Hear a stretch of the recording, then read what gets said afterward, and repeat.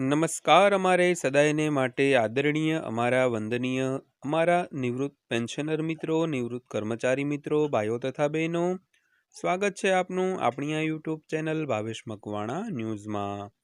તો મિત્રો, આજના વિડીયોમાં આપણે વાત કરવાના છીએ 8 દિવસ બાદ પેન્શનરો અને રિટાયર્ડ કર્મચારીઓ માટે ઉગશે સોનાનો સૂરજ અને પેન્શન પહોંચશે આસમાને। તો મિત્રો, 8 દિવસ પછી શા માટે પેન્શનરોના પેન્શનમાં વધારો થશે? તો આજના વિડીયોમાં આપણે આ બાબતે સંપૂર્ણ વિગતવાર વાત કરવાના છીએ।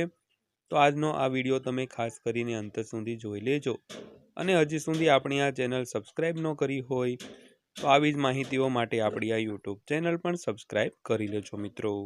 તો શરૂ કરીએ આજનો વિડીયો। તો વાત કરીએ તો દેશભરના 10 મિલિયનથી વધુ કેન્દ્ર સરકારના કર્મચારીઓ અને પેન્શનરો 8મા પગાર પંચની આતુરતાથી રાહ જોઈ રહ્યા છે। તો સરકાર દર 10 વર્ષે એક નવું પગાર પંચ લાગુ કરે છે। તો 7મા પગાર પંચનો કાર્યકાળ 31 ડિસેમ્બરે સમાપ્ત થશે। પરિણામે કર્મચારીઓ આશ્ચર્ય પામી રહ્યા છે કે શું નવું પગાર પંચ 8 દિવસમાં લાગુ થશે?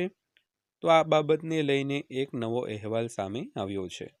તો ચાલો નીચે આપેલા આ સમાચાર દ્વારા વધુ વિગતો જાણીએ।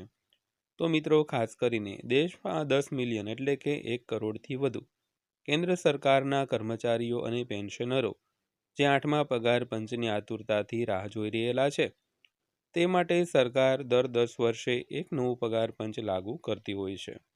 તો 7મા પગાર પંચનો કાર્યકાળ હવે 31 ડિસેમ્બરે સમાપ્ત થવાનો છે અને પેન્શનરો અને કર્મચારીઓ વિચારી રહ્યા છે કે 8 દિવસોમાં આ 8મું પગાર પંચ છે તે લાગુ થઈ જશે।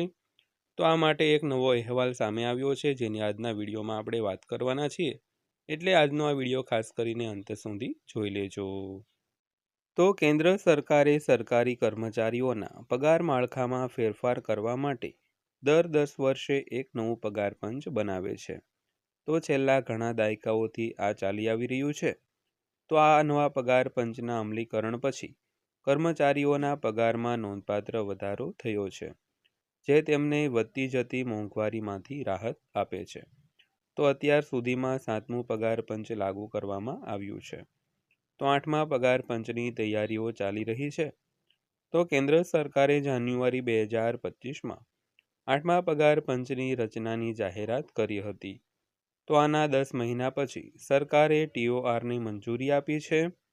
તો એવી અપેક્ષા છે કે નવું પગાર પંચ ટૂંક સમયમાં લાગુ કરવામાં આવશે મિત્રો। તો સરકારી નિયમો અનુસાર 7મા પગાર પંચનો કાર્યકાળ સત્તાવાર રીતે 31 ડિસેમ્બર 2025ના રોજ સમાપ્ત થશે। તો તે 1 જાન્યુઆરી 2016ના રોજ લાગુ કરવામાં આવ્યો હતો અને તેનો 10 વર્ષનો કાર્યકાળ આ તારીખે સમાપ્ત થશે। તો આનાથી કર્મચારીઓમાં પ્રશ્નો ઊભા થયા છે કે શું 8મું પગાર પંચ 1 જાન્યુઆરી 2026ના રોજ લાગુ થશે? તો આ અંગે ચર્ચાઓ અને અપેક્ષાઓ તેજ થઈ ગઈ છે મિત્રો।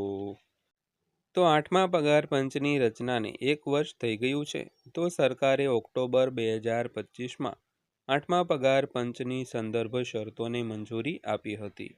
તો નાણાં મંત્રાલયે 3 નવેમ્બર 2025ના રોજ તેની સંદર્ભ શરતોનું સત્તાવાર જાહેરનામું બહાર પાડ્યું હતું।